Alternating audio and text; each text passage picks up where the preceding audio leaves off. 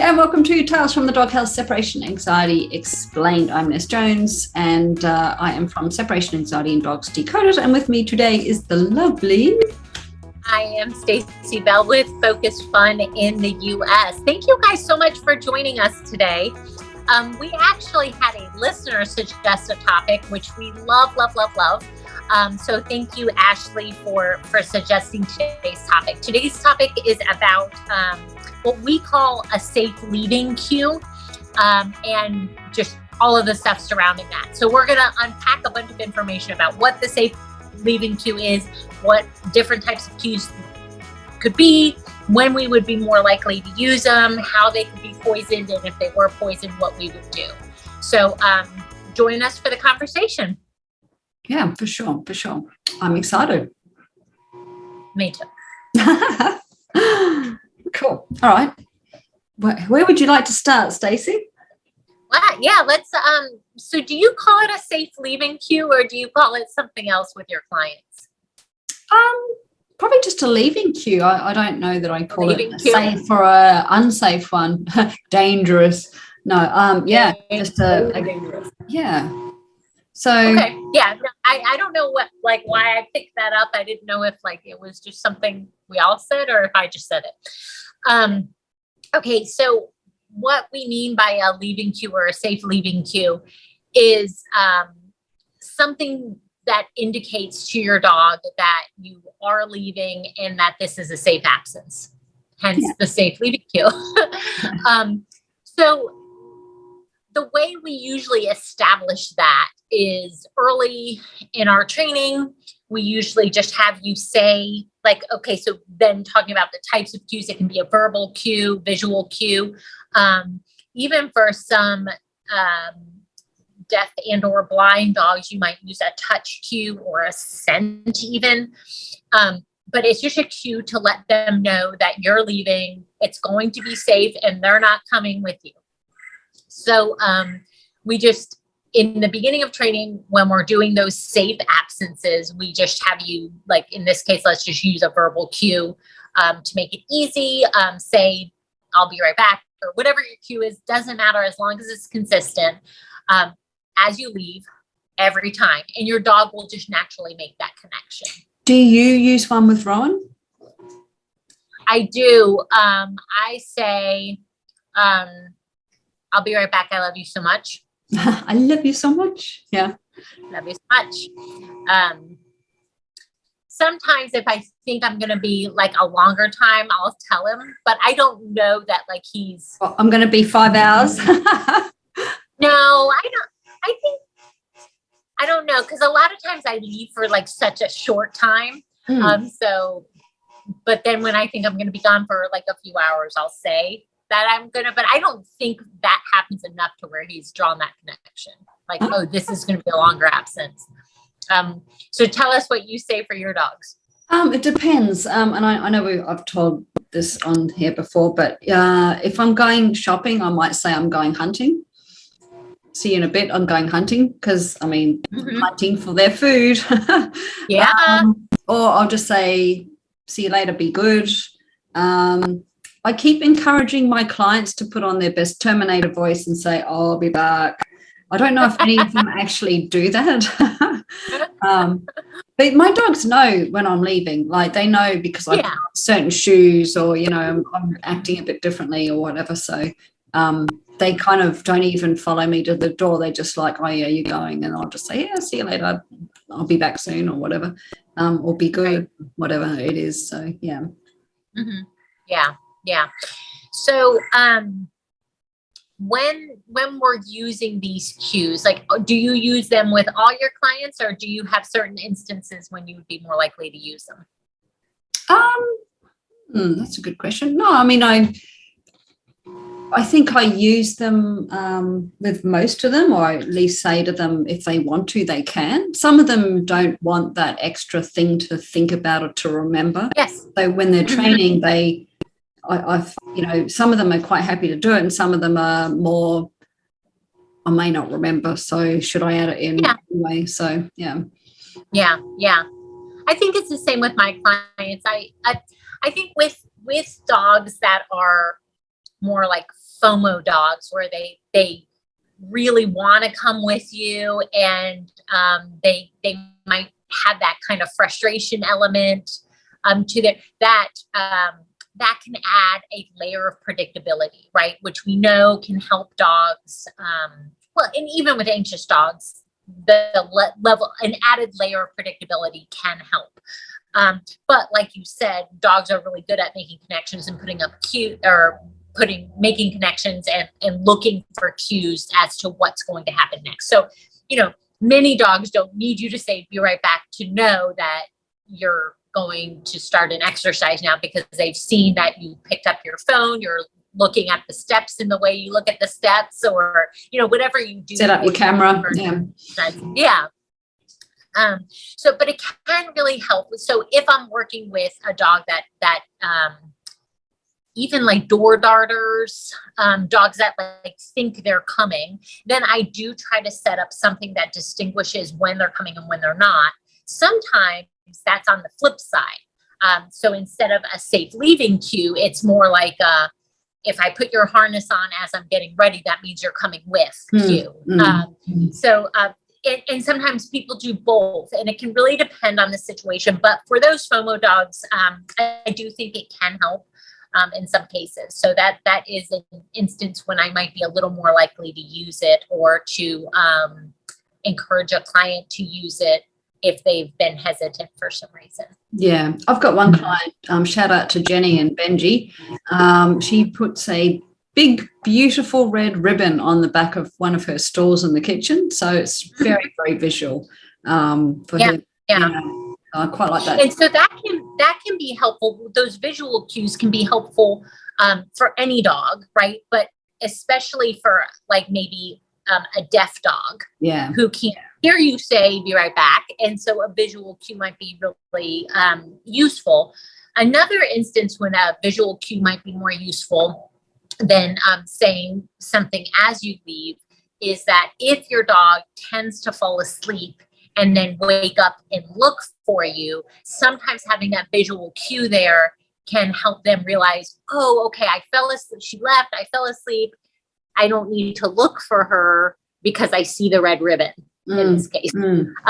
Something like that. So it can kind of help limit some of that searching behavior, although the searching behavior is totally okay as long as your dog is not becoming anxious as they search. Yeah, what else is going on? Yeah, for sure. For sure. And I mean, it's natural for dogs to try to determine how long you've been gone. If they, maybe did wake up, they can use their little noses to, scent the air and tell how much odor is left, and therefore have some sort of gauge of how long you've been gone. And of course, they're not stupid. They can also look at the light in the sky and take audible cues as well from, what's happening out in the street, perhaps. If, the kids come home from school at a certain time and they can hear them outside, and all those sort of things. Yeah.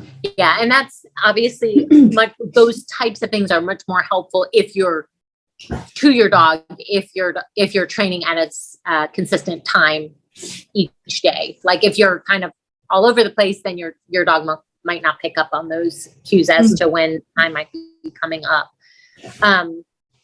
So we talked about dogs that have fear of missing out or FOMO, dogs that might be frustrated, door darters, dogs that are sleeping or that, we want to make sure they're awake when you start the exercise, but if they fall asleep and then wake up later, sometimes that can be helpful. The other one is for blind or deaf dogs, having a cue to let them know. And obviously you're catering that cue to something that's going to be meaningful to that dog. Have you ever had a client where you've used, maybe a blind deaf dog and you've used a scent, or you've got your client to use a scent? And if so, what was the scent they used? I have not. No, I haven't either. I have not used any scents. But, if you think about it, you would because dogs are so oriented around scent, you would think that would be a very salient cue to dogs. You just have to get the right one, something that's not toxic, obviously. And something that's not food. They're not going to smell at other times. Yeah. But something that they don't think, oh, I smell that. there must be a treat in the offering or something like that. Right. Yeah. It would be getting the right one. Yeah, it's an interesting one. I have not used that. I do. It's available. It's an acceptable thing. I think one of the things that when we're making a cue for this kind of safe leaving cue or leaving cue is that when we're helping that dog make that connection of this cue means that I'm going to leave, you're not coming with me, and that you'll be safe. We're really looking for a one-to-one connection there, right? So we don't want to say the same cue when other things are happening or show the same visual stimulus or the same scent or, the same tactile cue or whatever it is. We really want it to be, this means this, like an equation. So that is something to really pay attention to when you're setting that up. Yeah, it's interesting. So if we're talking about audible cues, you could potentially say, I put on this certain music and walk out the door and use that as a safe leaving cue. However, in general, you might rather do it a different way when it comes to music in particular, which is you play the music while you're there, while the dog's calm. The dog associates that calmness with the music, and therefore then you introduce it to your training, in which case I probably wouldn't use it as a leaving cue. Right. I'd have it on before I left, but maybe an hour before I left. So it's like, I hear this music. This is my calm time. And then obviously you go about your training or you go about your leaving. Right. So I don't know. I'm on the fence with that one. You could use it potentially as an audible safe leaving. Yeah. But you could. But like you're saying, if you used it, to build up if your dog was really sensitive and you were using it at other times, it wouldn't be that one-to-one correlation that we're looking for, but it could be, part of the setup picture, and it could help your dog kind of have those spa vibes. Have those what? Spa vibes. Like as opposed to spa, S-P-A, spa. Oh, spa vibes, yeah. Yeah, provided you've built up that nice association while you're right. And the dog. Exactly. That's the important point. Yeah. Yes. Okay, so let's get to the meat of Ashley's question, which was really surrounding poisoning these cues. So, our whole purpose in these cues is to help reassure your dog that this is safe, that it's okay, that it's not a time to be anxious. And so we really, if we see that we're saying, be right back, or, putting out the red bow or whatever, birch or scent or whatever. If we see that our dog, instead of kind of settling into the training, if we see that they're instead becoming anxious, then that would be an indication that perhaps that the cue has been poisoned, right? And so what we mean by that is that the cue no longer means what we intended it to mean. So instead of like this is safe cue, the cue is saying like, oh no, this scary thing is going to happen. Do you have a better way to explain that? Yeah. So a good example of that would be if you have people that use a Kong. So the Kong is supposedly a safe leaving cue. I'm going to leave you now. Here's a lovely juicy Kong for you to gnaw on.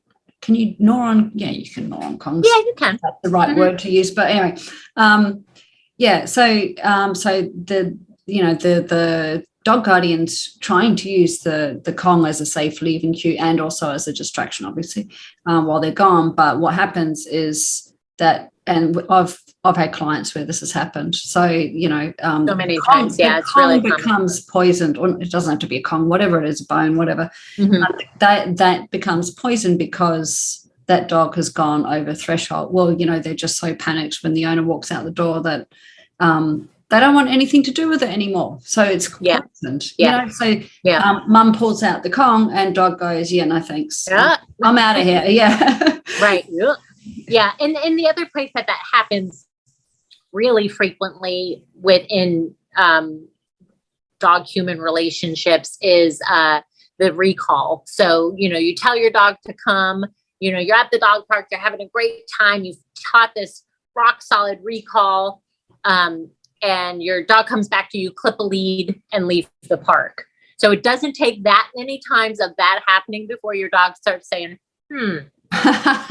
yes. I don't think I'm coming back this time. So that's another kind of example of where that really comes up a lot is with the recall, or you ask them to come to you and clip their nails, which they hate, or give them a bath, which they hate, or, whatever it is. But you're accidentally poisoning that cue, where it doesn't mean come to me and get something yummy, but instead it means come to me and I'm going to do something that you don't like.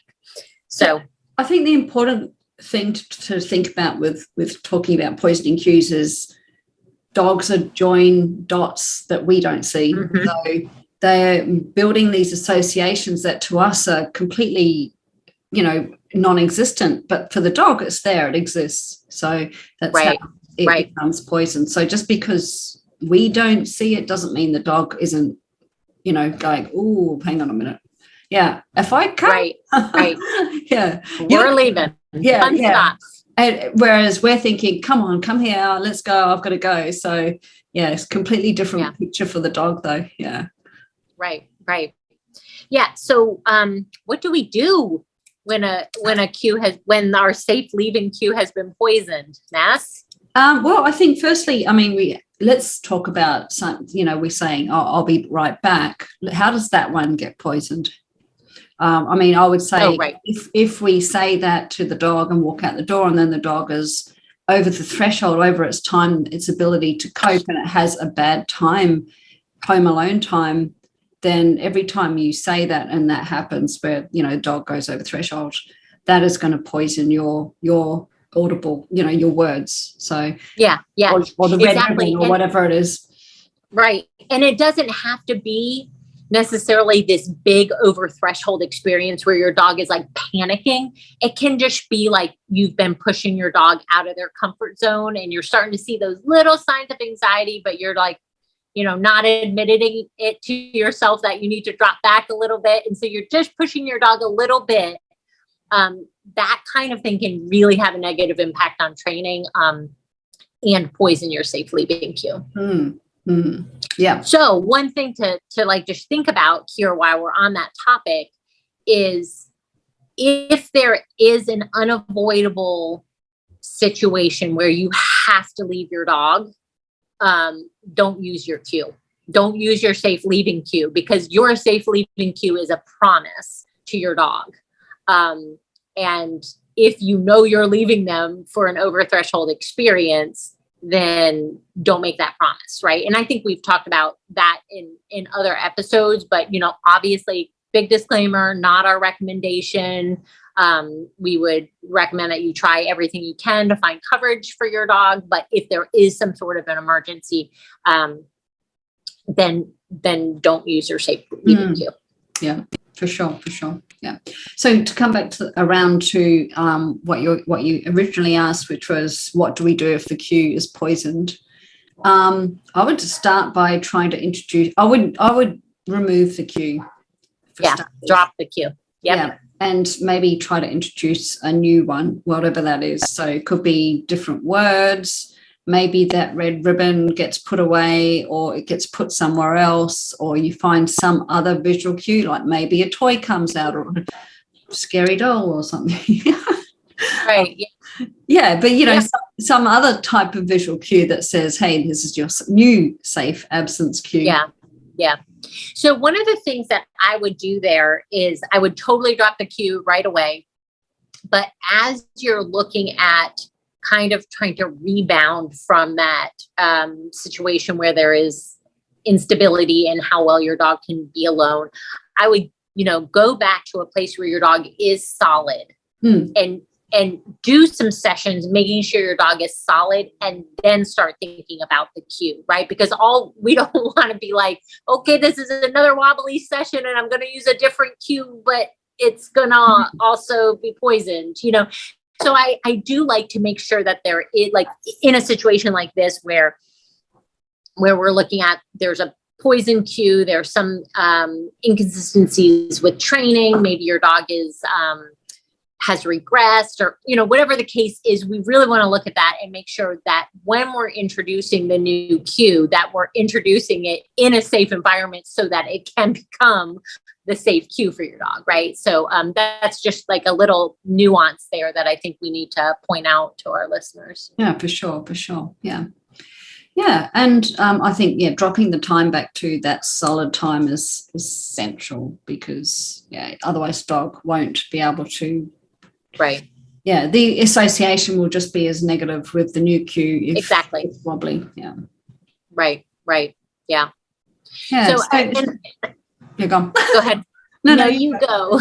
No, I was just going to say, so it's not the end of the world if it happens, but we have to do some work around it, basically. Yeah. Right. And some investigations, right? Like, because if all of a sudden you're seeing this new behavior, like, wow, this cue doesn't mean what it used to mean, but in your mind, you haven't seen anything in your dog's training that would indicate that they're experiencing anxiety during that training, then if you're not already working with a professional, then that's an excellent time to reach out, because it could be that your dog might be really subtle and you're missing like little signs of anxiety that your dog has been experiencing.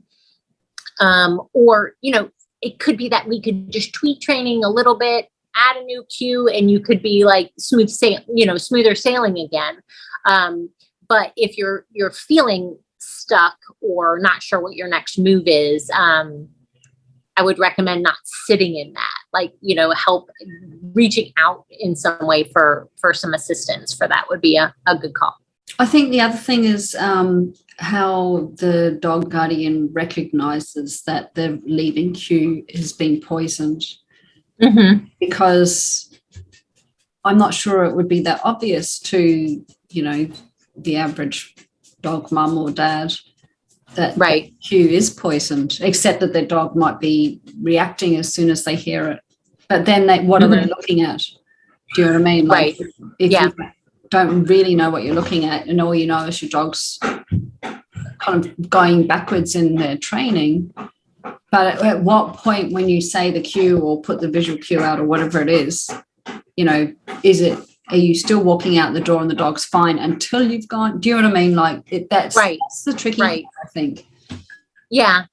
I think that type of thing requires a little more nuance, but in broad strokes, it can be very similar to a dog's reaction to some of the other typically triggering pre-departure cues that we see, like keys or putting your shoes on, your jacket on. Whereas when you say the cue, you start seeing some anxiety in your dog. So that anxiety can look different depending on the dog, but it can be panting, it can be pacing, it can be whining, it can be drooling, it can be a lot of things, trembling, shaking.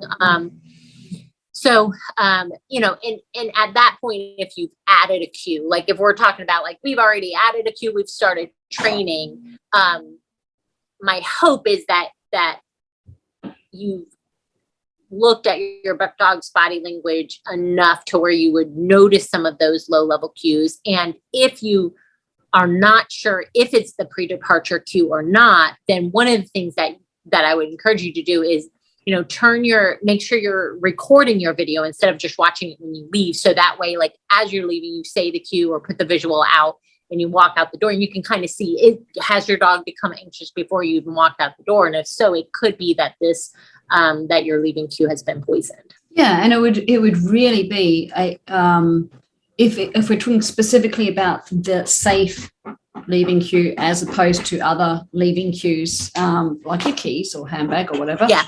Dog's just climbed on my lap. Then to identify, it is a little bit of nuanced, I think, because you have to identify whether it's maybe a different leaving cue. So maybe you picked up your handbag, or maybe you got your lunch out of the fridge.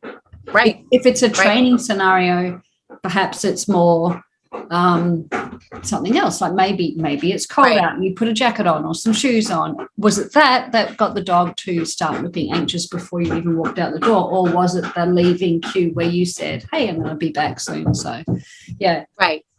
It is. Yeah, and that's where, and that's where video can help, but it can also be kind of muddy. So sometimes if you're just seeing what seems to be unexplainable response from your dog, sometimes stripping back some of that stuff. So if you have added back your pre-departure cues, taking those away, and just doing a session without them, and maybe only your safe leaving cue, could be a way to kind of parse that out. So, but just trying to really split things apart. And it could be that your whole getting ready to leave in that, what used to be, your safe leaving environment has been poisoned due to something. And so maybe changing that up a little bit would be an easier way forward. So it kind of, there's not one like blanket explanation of what could be going on, but there are definitely some things for y'all to think about if you're seeing that in your dog. It's almost like an elimination diet, isn't it? With the cues. Yeah. If you're trying to identify which one of them is a particular trigger. Is there a bird in your background or some sort of? Yeah, I'm sorry. No, it's cool. I'm sorry. I was hoping that the Zoom filter would get that out. No. What is it? What sort of bird is that? I don't really know which kind of bird. There was a mockingbird, but I don't think that is. I'm not really sure. There's a mockingbird over in the bushes over there. Yeah. Building a nest. Yeah. I told my mom she can't trim the bushes until the babies she's done with it. So I'm like, you're gonna have to not trim those bushes. But cool. Have we covered everything on leaving cues? Then I'm trying to think. Everything that I can think of. Yeah. And I think we rounded it out nicely with the, trying to, if it's done, if it is poisoned, then find something else to use. Right. But, if you can, maybe identify if it is definitely that particular leaving cue or if it's some other thing in your departure process that is triggering the dog. I think that would be quite informative and instructive for anybody that's trying to do this training. Right. Yes. So thank you guys for joining us today, and thanks so much to Ashley for suggesting this topic. Thank you, Ashley. If you have a topic you would like to hear us discuss, please reach out to either Ask and I and let us know, because we are always looking for ways to satisfy your curiosity about separation anxiety. Absolutely. Yes. Thank you very much, Ashley. And I totally agree. Yes. If you've got a question that you would like answered, we are more than happy to answer it. Definitely. Yep. On that note, I thank you for listening to Tales from the Doghouse, Separation Anxiety Explained. I'm Ness Jones. You can find me at nessjones.com. And yes, Stacey. I'm Stacey Bell, and you can find me at focusfun.net. Thanks for joining us today. Bye. Bye.